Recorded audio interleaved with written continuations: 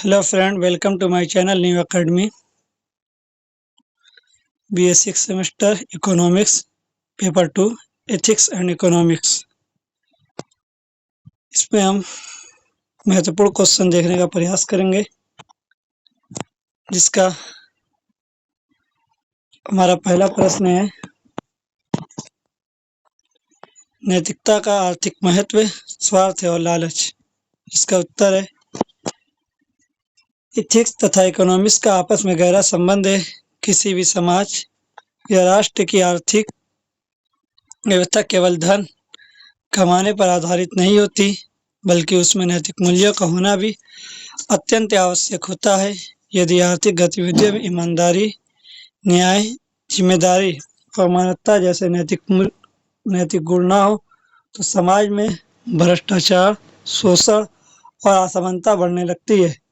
वर्तमान समय में स्वार्थ और लालच के कारण अनेक आर्थिक समस्याएं उत्पन्न हो रही हैं। लोग अधिक लाभ कमाने के लिए अनैतिक तरीके का उपयोग करते हैं, जिससे समाज और राष्ट्र दोनों को हानि पहुंचती है। इसलिए आर्थिक जीवन में नैतिकता का महत्व अत्यंत बढ़ जाता है। नैतिकता का अर्थ है, नैतिकता से अभिप्राय उन आदर्श मूल्यों से है जो मनुष्य को सही और गलत का ज्ञान कराते हैं। यह व्यक्ति की ईमानदारी, सत्य, न्याय और जिम्मेदारी के मार्ग पर चलने की प्रेरणा देती है। आर्थिक क्षेत्र में नैतिकता का अर्थ है व्यापार, उद्योग, नौकरी और धन संबंधी कार्यों में उचित एवं न्यायपूर्ण व्यवहार करना है। नैतिकता का आर्थिक महत्व, आर्थिक व्यवस्था में विश्वास स्थापित करना। किसी भी आर्थिक व्यवस्था की सफलता लोगों के आपसी विश्वास पर निर्भर करती है। जब व्यापारी, ग्राहक, कर्मचारी और सरकार ईमानदारी से कार्य करते हैं, तब आर्थिक प्रणाली मजबूत होती है। यानी कि आर्थिक प्रणाली तब मजबूत होगी जब ग्राहक, कर्मचारी और सरकारी ये तीनों लोग मिलकर ईमानदारी से अपना कार्य करेंगे, तो आर्थिक प्रणाली मजबूत होगी। नैतिकता से व्यापार में विश्वास पैदा होता है और लोगों को सुरक्षित वातावरण प्रदान करती है। यदि बाजार में धोखाधड़ी, मिलावट और भ्रष्टाचार बढ़ जाए, तो लोग आर्थिक व्यवस्था पर भरोसा खो देते हैं। इसलिए नैतिकता आर्थिक स्थिरता और विश्वास का आधार है। भ्रष्टाचार को रोकने में सहायक, नैतिकता आर्थिक जीवन में भ्रष्टाचार को कम करने महत्वपूर्ण भूमिका निभाती है। जब व्यक्ति अपने कर्तव्यों को ईमानदारी से निभाता है, तब रिश्वत, चोरी, घोटाला और धोखाधड़ी जैसी समस्याएं कम होती हैं। भ्रष्टाचार किसी भी देश की अर्थव्यवस्था को कमजोर कर देता है, क्योंकि इससे सरकारी धन का दुरुपयोग होता है और विकास कार्य प्रभावित होते हैं। नैतिकता लोगों में जिम्मेदारी और कर्तव्य निष्ठा की भावना उत्पन्न कराती है। आर्थिक समानता को बढ़ावा देना, नैतिकता समाज में न्याय और समानता की भावना को बढ़ाती है। यदि उद्योगपतियों और व्यापारी केवल अपने लाभ के बारे में ना सोचें और मजदूरों का शोषण ना करें, तो समाज में आर्थिक, यदि उद्योगपति और व्यापारी केवल अपने लाभ के बारे में सोचें और मजदूरों का शोषण करें, समाज में आर्थिक असमानता बढ़ जाती है। यानी कि उद्योगपतियों को सिर्फ अपने लाभ के बारे में नहीं सोचना चाहिए, बल्कि उनको सभी के बारे में सोचना चाहिए। जो वहाँ उनके यहाँ श्रमिक होते हैं, उनके बारे में ध्यान दें, ताकि उनका भी आर्थिक विकास हो सके। और जब हर एक तबके का आर्थिक विकास होगा, तभी देश में आर्थिक असमानता कम होगी। नैतिक आर्थिक व्यवस्था में उचित वेतन, श्रमिकों के आधारिक अधिकार और गरीबों के कल्याण का ध्यान रखा जाता है। इससे समाज में संतुलन और सामाजिक न्याय की स्थापना होती है। उपभोक्ता की सुरक्षा, नैतिकता व्यापारियों को ग्राहक के प्रति जिम्मेदार बनाती है। नैतिक व्यापारी कभी कभी मिलावट या नकली वस्तु नहीं बेचता, तथा उचित मूल्य पर सही वस्तु प्रदान करता है। इससे उपभोक्ता का हित सुरक्षित रहता है। यदि नैतिकता ना हो, तो लोग अधिक लाभ कमाने के लिए जनता के स्वास्थ्य और जीवन तक के साथ खिलवाड़ करने लगते हैं। इसलिए उपभोक्ता संरक्षण में नैतिकता का विशेष महत्व है। राष्ट्र के आर्थिक विकास में योगदान। जिस देश के नागरिक और अधिकारी नैतिक होते हैं, वहाँ आर्थिक विकास तेजी से होता है। तो इसका मतलब यह है कि किसी भी देश में अगर नागरिक और अधिकारी दोनों अगर ईमानदार रहेंगे तो उस देश का आर्थिक विकास तभी संभव होगा। अगर अधिकारी या नागरिक ईमानदार नहीं रहेंगे, सूदखोर होंगे, गलत कार्य करेंगे, तो उस देश का आर्थिक विकास संभव नहीं है। ईमानदार प्रशासन, पारदर्शी व्यवस्था और जिम्मेदार व्यापार देश की अर्थव्यवस्था को मजबूत बनाते हैं। विदेशी निवेशक भी उन्हीं देश में निवेश करना पसंद करते हैं जहां भ्रष्टाचार कम हो। विदेशों से पूंजी भी, विदेशी व्यापारी भी उन्हीं देशों में अपना पैसा लगाते हैं जहां देश में भ्रष्टाचार कम होता है। जहां भ्रष्टाचार अधिक होता है, जहां के अधिकारी भ्रष्ट होते हैं, वहां पे विदेशी निवेश भी कम होता है और वहां का आर्थिक विकास इसी कारण से संभव नहीं हो पाता है। और आर्थिक व्यवहार विश्वसनीय हो। इस प्रकार नैतिकता राष्ट्रीय विकास और प्रगति का आधार बनती है। स्वार्थ का अर्थ है। अभी तक हमने नैतिकता के आर्थिक महत्व को देखा, अब हम स्वार्थ को देख लेते हैं। स्वार्थ का अर्थ है केवल केवल और केवल अपने लाभ, सुख और हित के बारे में सोचना। जब व्यक्ति समाज और दूसरों की भलाई की उपेक्षा करके केवल अपने फायदे को महत्व देता है, तब उसे स्वार्थ कहा जाता है। सीमित रूप में स्वार्थ मनुष्य की आवश्यकताओं को पूरा करने के लिए आवश्यक हो सकता है, लेकिन अत्यधिक स्वार्थ समाज में के लिए हानिकारक बन जाता है। स्वार्थ के प्रभाव। आगे स्वार्थ है अगर किसी व्यक्ति में होगा तो उसके समाज में क्या दुष्प्रभाव पड़ेंगे, उसके बारे में देख लेते हैं। सामाजिक संबंधों में कमजोरी। स्वार्थ व्यक्ति केवल अपने हित के लिए कार्य करता है, जिससे आपसी विश्वास और सहयोग की भावना कम हो जाती है। भ्रष्टाचार को बढ़ावा देता है। स्वार्थी व्यक्ति, जब लोग केवल अपने लाभ के बारे में सोचते हैं, तब रिश्वत, कर चोरी, धोखाधड़ी जैसी समस्याएं बढ़ती हैं। आर्थिक असमानता उत्पन्न हो जाती है। अत्यधिक स्वार्थ अमीर और गरीब के बीच की दूरी को बढ़ा देता है। नैतिक मूल्य का पतन। स्वार्थ के कारण व्यक्ति सत्य, ईमानदारी और मानवता जैसे मूल्यों को भूलने लगता है। लालच ग्रेड। लालच का अर्थ है लालच वह है जिसमें व्यक्ति अपनी आवश्यकताओं के लालच और स्वार्थ में अलग डिफरेंट होता है। स्वार्थ में व्यक्ति सिर्फ और सिर्फ अपने बारे में सोचता है। वह अमीर से अमीर हो चाहे गरीब हो, वह सिर्फ अपने बारे में सोचता है। और लालची व्यक्ति वह होता है, लालच वह जिसमें व्यक्ति अपनी आवश्यकताओं से अधिक धन, संपत्ति या लाभ प्राप्त करने की इच्छा रखता है। लालची व्यक्ति उसके बाद जितना भी धन आ जाए वह और उसे प्राप्त करने की इच्छा रखता है। और लालच अनंत है, कभी भी खत्म नहीं होती है। लालच मनुष्य को अनैतिक कार्यों की ओर प्रेरित करती है। लालची व्यक्ति कभी संतुष्ट नहीं होता है और अधिक पाने की चाह में गलत मार्ग अपना लेता है। लालची व्यक्ति वह कभी भी संतुष्ट नहीं हो पाता है। वह अधिक से अधिक प्राप्त करने के लिए गलत मार्ग अपना लेता है और वह सूदखोरी जैसे कामों में लिप्त हो जाता है। लालच के दुष्परिणाम होते हैं, आइए अब उसको देख लेते हैं। इससे अपराधों में वृद्धि होती है। लालच के कारण चोरी, धोखाधड़ी, रिश्वतखोरी और भ्रष्टाचार बढ़ते हैं। लालच से शोषण की समस्या। लालची लोग मजदूर और गरीबों का शोषण करते हैं ताकि अधिक लाभ प्राप्त कर सके। लालची लोग सिर्फ अपने स्वार्थ के बारे में सोचते हैं, वह मजदूरों और गरीबों के बारे में नहीं सोचते, जिससे देश में आर्थिक असमानता उत्पन्न होती है। मानसिक अशांति। लालची व्यक्ति हमेशा अधिक पाने की चिंता में रहता है, जिससे उसे मानसिक शांति नहीं मिलती। सामाजिक असंतोष। जब कुछ लोग लालच के कारण अत्यधिक संपत्ति इकट्ठा कर लेते हैं, तब समाज में असमानता और असंतोष बढ़ता है। नैतिकता, स्वार्थ और लालच का संबंध। नैतिकता मनुष्य को स्वार्थ और लालच पर नियंत्रण रखना सिखाती है। यह व्यक्ति को केवल अपने हित के बारे में नहीं बल्कि पूरे समाज मानवता के हित के बारे में सोचने की प्रेरणा देती है। यदि आर्थिक जीवन में नैतिकता का पालन किया जाए तो स्वार्थ और लालच से उत्पन्न समस्याओं को काफी हद तक कम किया जा सकता है। वर्तमान समय में आज के समय में व्यापारी, राजनीति और आर्थिक क्षेत्र में स्वार्थ और लालच तेजी से बढ़ रहे हैं। लोग अधिक धन कमाने के लिए मिलावट, भ्रष्टाचार और धोखाधड़ी जैसे अनैतिक कार्य कर रहे हैं। ऐसी स्थिति में शिक्षा और नैतिक मूल्यों का पालन अत्यंत आवश्यक हो गया है।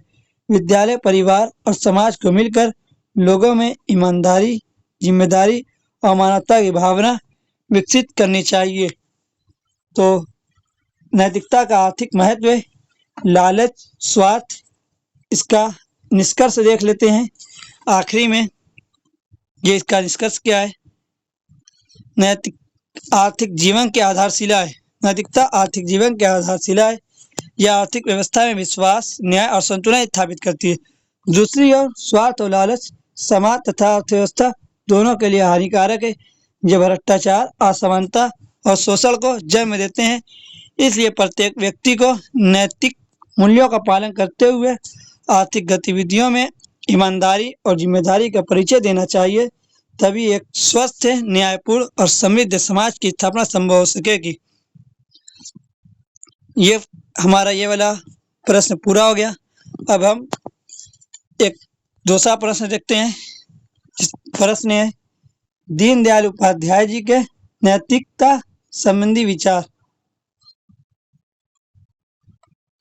ये हमारा महत्वपूर्ण टॉपिक है। इसका उत्तर है भारतीय चिंतक, राजनेता और जनसंघ के प्रमुख विचारक थे। पंडित दीनदयाल उपाध्याय भारतीय चिंतक, राजनेता और जनसंघ के प्रमुख विचारक थे। उनकी सबसे महत्वपूर्ण देन एकात्म मानववाद है, जो 1965 में जनसंघ की आधिकारिक विचारधारा बनी। यह नैतिक दर्शन, एथिक्स, धर्म को जीवन, समाज, अर्थव्यवस्था और राजनीति के केंद्र में रखता है। यहाँ पश्चात पूंजीवाद, व्यक्तिवाद और भौतिकवाद तथा मार्क्सवाद वर्ग संघर्ष दोनों की सीमाओं से ऊपर उठकर जो पंडित दीनदयाल उपाध्याय जी का ये नैतिकता संबंधी विचार जो है वो अपने नैतिकता संबंधी विचार को व्यक्तिवाद और भौतिकवाद तथा मार्क्सवाद जो वर्ग संघर्ष पर आधारित है, दोनों की सीमाओं से ऊपर उठकर भारतीय संस्कृति पर आधारित तृतीय विकल्प के रूप में प्रस्तुत करते हैं।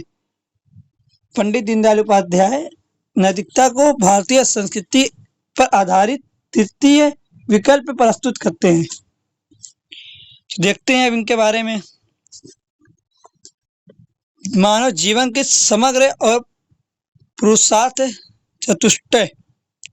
उपाध्याय जी के अनुसार मानव में 4 आयाम है। उपाध्याय जी का कहना है कि मानव के जीवन अनुसार उसमें 4 आयाम पाए जाते हैं। नंबर 1 बॉडी, दूसरा मन शरीर, शरीर बॉडी, दूसरा मन माइंड, तीसरा बुद्धि, चौथा आत्मा। इनके अनुसार 4 पुरुषार्थ है। काम, इच्छा, संतोष शारीरिक होता है। अर्थ, धन, संपत्ति मानसिक भौतिक को। और धर्म होता है नैतिक कर्तव्य, भौतिक नैतिक, मोक्ष, पूर्ण मुक्ति आत्मिक। धर्म को वो मूल बेस और मोक्ष को परम लक्ष्य मानते हैं। उपाध्याय जी अपने नैतिकता विचार में धर्म को मूल बेस बनाते हैं और मोक्ष को परम लक्ष्य मानते हैं। यानी मरने के बाद मोक्ष की प्राप्ति को ही वह परम लक्ष्य बनाते। उनका मानना था कि बिना धर्म के अर्थ और कर्म अधूरे या हानिकारक हो जाते हैं। नैतिकता कोई मनगढ़ंत नियम नहीं है। वह कहना था कि नैतिकता कोई सिर्फ मन बनाया हुआ कोई नियम नहीं है, बल्कि खोजी हुई और सनातन सत्य है जो समय और परिस्थिति के अनुसार रूप लेती है, लेकिन सार वही रहता है। नैतिकता वो जीवन का आधार मानते थे, न कि केवल धार्मिक अनुष्ठान। धर्म की अवधारणा। धर्म को वो धर्म से अलग करते हैं। धर्म व्यापक है। यह समाज, ब्राह्मण और मानव को धर्म धारण करने वाला सिद्धांत है। वह धर्म की अवधारणा देते हुए कहते हैं कि धर्म को वह धर्म से अलग करते हैं। धर्म व्यापक है। यह समाज, ब्राह्मण और मानव को धारण करने वाला सिद्धांत है। धर्म नैतिक व्यवस्था, मॉरल ऑर्डर है, जो सामंजस्य, न्याय और कर्तव्य की भावना पैदा करता है। राज्य केवल धर्म राज्य हो सकता है। राज्य जो है, राज्य केवल धर्म राज्य हो सकता है। इसका तात्पर्य यह है कि जहाँ कानून के साथ साथ नैतिक मूल्य प्रमुख हो। उनका मानना यह था कि राज्य धर्म के आधार पर उसमें नियम कानून बनाने चाहिए, जहाँ कानून के साथ साथ नैतिक मूल्य प्रमुख हो। बिना नैतिकता के राज्य या शासन अधूरा है। उदाहरण के लिए, state can only be dharma राज्य, nothing else, any other definition will conflict with the reason of its very existence। समाज और व्यक्ति में नैतिकता।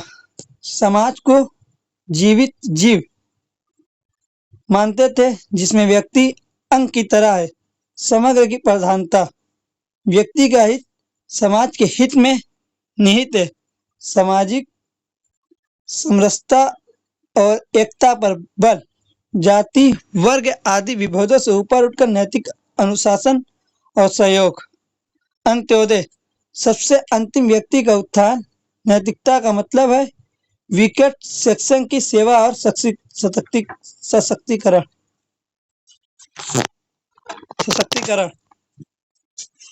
व्यक्तिगत नैतिकता, सत्य, करुणा, स्वावलंबन, त्याग और कर्तव्य भावना।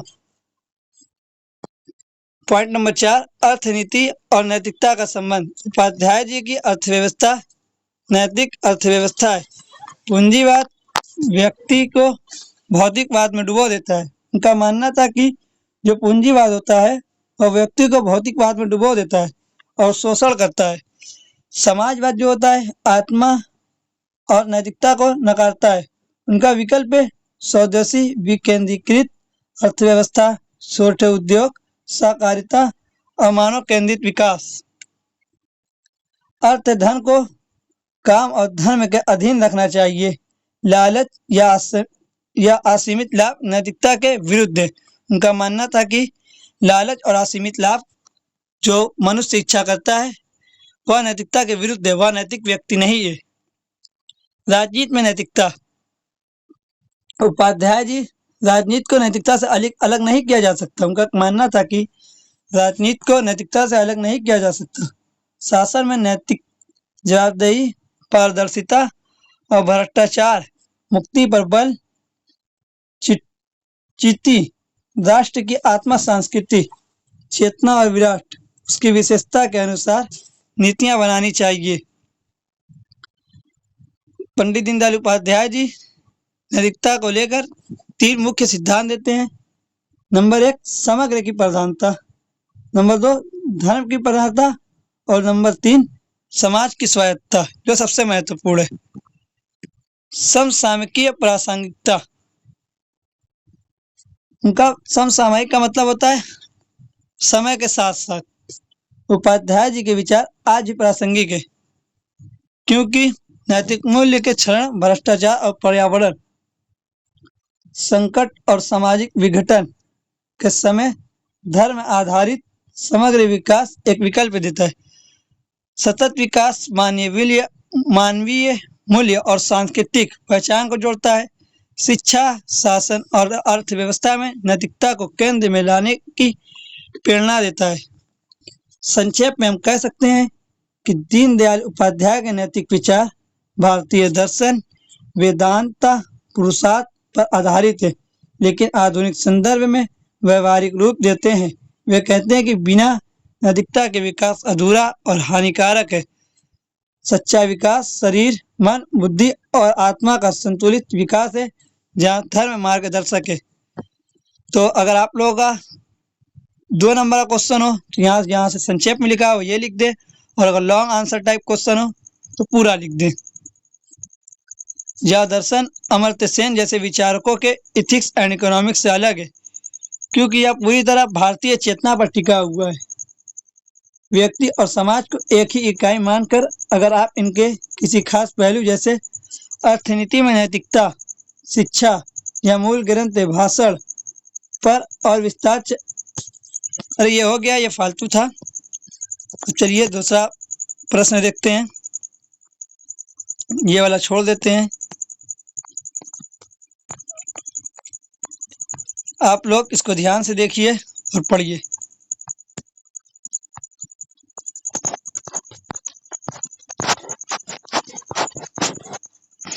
ये इंपॉर्टेंट क्वेश्चन, प्लेटो का न्याय सिद्धांत। ये बहुत बार एग्जाम में पूछा गया है, बहुत से। ये राजनीति विज्ञान भी बहुत इंपॉर्टेंट है। प्लेटो का न्याय सिद्धांत। प्लेटो का जन्म 427 ईसा पूर्व हुआ और इनकी मृत्यु 347 ईसा पूर्व। प्लेटो का न्याय सिद्धांत उनका प्रमुख ग्रंथ। प्लेटो की सबसे प्रमुख पुस्तक द रिपब्लिक है। उसमें वह अपने न्याय सिद्धांत का वर्णित करते हैं। उनका अनुसार न्याय कोई बाहरी नियम या कानून नहीं, बल्कि आंतरिक सामंजस्य और समग्र व्यवस्था है। यह व्यक्तिगत आत्मा और राज्य दोनों पर लागू होता है। प्लेटो कहते हैं कि जो नैतिक न्याय है वह कोई बाहरी चीज नहीं है, बल्कि वह आंतरिक सामंजस्य और समग्र व्यवस्था है जो व्यक्तिगत आत्मा और राज्य दोनों पर लागू होती है। प्लेटो के न्याय की मूल अवधारणा। न्याय वह स्थिति है जिसमें हर भाग अपना काम करे और दूसरे के क्षेत्र में हस्तक्षेप न करे। न्याय व्यक्तिगत और सामाजिक दोनों स्तरों पर संतुलन और सद्गुण का परिणाम है। आत्मा और द्विपक्षीय विभाजन। प्लेटो के अनुसार मानव आत्मा के 3 भाग हैं। प्लेटो मानव आत्मा को 3 भाग में विभाजित करते हैं। नंबर 1 गुण विशेषता, नंबर 2 फिर उसमें संबंधित सद्गुण। राज्य में वर्ग बुद्धि, ज्ञान, विवेक, सोच, प्रज्ञा, शासक वर्ग, साहस, भाव, साहस, सम्मान, क्रोध, वीरता, सहायक वर्ग, इच्छा, भौतिक इच्छाएं, लालच, संयम, उत्पादक वर्ग। न्याय तब होता है जब बुद्धि शासन करती है। ये प्लेटो कहते हैं कि किसी भी जगह न्याय तब होता है जब बुद्धि शासन करती है, साहस उसकी सहायता करता है, इच्छाएं नियंत्रित रहती है। यह 3 भागों में का सामंजस्य न्याय है। राज्य का त्रिपक्षीय विभाजन। प्लेटो आदर्श राज्य को आत्मा का बड़ा रूप मानते हैं। राज्य के भी 3 वर्ग होते हैं। शासक वर्ग, शासक उच्चतम ज्ञान प्राप्त व्यक्ति, दर्शन शास्त्र में परंपरागत। उन्हें सत्ता इसलिए मिलती है क्योंकि वह सत्य को जानते हैं, निजी संपत्ति और परिवार नहीं रखते हैं, जैसे साम्यवाद। सैनिक रक्षक वर्ग, राज्य की रक्षा, कानून लागू करना, साहस और अनुशासन प्रधान। उत्पादक वर्ग, कृषि, व्यापार, शिल्प आदि भौतिक आवश्यकताएं पूरी करते हैं। न्याय इन 3 वर्गों के स्वधर्म में स्व अपना कर्तव्य, स्वधर्म का मतलब होता है स्व अपना कर्तव्य का पालन करने में है। यदि कोई वर्ग दूसरे में दखल दे तो अन्याय होता है। अन्याय के 4 प्रमुख सद्गुण। प्लेटो राज्य और व्यक्ति में 4 प्रमुख सद्गुण मानते हैं। प्रज्ञा शासक वर्ग, वीरता सैनिक वर्ग, संयम उत्पादक वर्ग प्लस सभी। न्याय उपरोक्त तीनों का सामंजस्य। न्याय की अन्य विशेषताएं। न्याय व्यक्तिवादी नहीं बल्कि सामूहिक और कार्यात्मक है। आदर्श राज्य में शासक दार्शनिक होंगे। उनका मानना था कि जो आदर्श राज्य की है उसमें शासक दार्शनिक होंगे, क्योंकि केवल वे ही सत्य को जान सकते हैं। अन्याय का कारण अज्ञान और इच्छाओं का अतिरेक। न्याय शिक्षा प्रणाली से प्राप्त होता है। आधुनिक संबंध और आलोचना प्रभाव पश्चिमी और राजनीतिक दर्शन, नैतिकता और शिक्षा पर गहरा असर। प्लेटो के न्याय सिद्धांत की आलोचनाएं भी हुई हैं। वर्ग विभेद को स्थायी मानता है। प्लेटो वर्ग विभेद जाति व्यवस्था को स्थायी मानता है। प्लेटो लोकतंत्र की आलोचना करता है। महिलाओं को समान अवसर देता है, पर कुछ हद तक, मतलब हर जगह वो महिलाओं को समान अवसर नहीं देता है। लेकिन कुल मिलाकर अमर्त्य सेन या बेंथम जैसे आधुनिक विचारकों से अलग। प्लेटो का जो नियम है वह अमर्त्य सेन और बेंथम जैसे आधुनिक विचारक हैं उनसे अलग है। प्लेटो न्याय को सद्गुण और सामंजस्य मानते हैं, जबकि बेंथम इसे सुख की अधिकतम अधिक अधिकतमता से जोड़ते हैं। बेंथम जो है वो इसे सुख की अधिकतमता से जोड़ते हैं। दीनदयाल उपाध्याय के एकात्मक मानववाद से तुलना में प्लेटो का न्याय भी समग्रता पर जोर देता है, लेकिन प्लेटो बौद्धिकता पर आधारित है, जबकि उपाध्याय जी धर्म, अंत्योदय और भारतीय चिति पर। तो संक्षेप में छोटे आंसर लिखने के लिए हम लिख सकते हैं, प्लेटो के अनुसार सच्चा न्याय बाहरी कानून नहीं बल्कि आत्मा और राज्य दोनों में हर अंग का अपना काम करते हुए पूरे सामंजस्य है। यह दर्शन नैतिकता को राजनीति और सामंजस्य से जोड़ता है।